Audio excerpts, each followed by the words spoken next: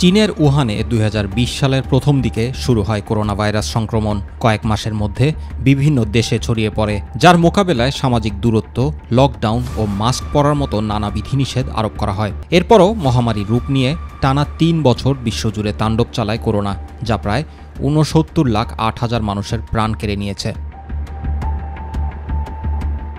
এরই মাঝে বৃহস্পতিবার WHO এক প্রতিবেদনে জানায়, প্রতি সপ্তাহে সারা বিশ্বে করোনা ভাইরাসে আক্রান্ত হয়ে প্রায় ১৭০০ মানুষ প্রাণ হারাচ্ছে।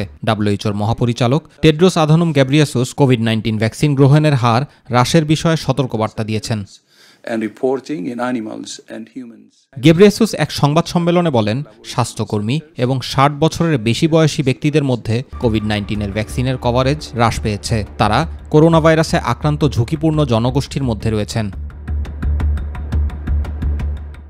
তিনি আরও জানান, করোনা ভাইরাসে ঝুঁকিপূর্ণ জনগোষ্ঠীর শেষ ডোজ নেওয়ার ১২ মাসের মধ্যে আবার ভ্যাকসিন নেওয়ার পরামর্শ দিয়েছে WHO।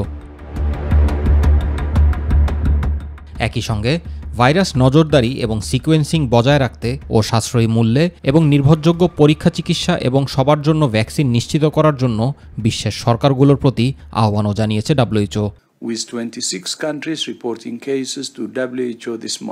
Zubair Rahman, my TV news.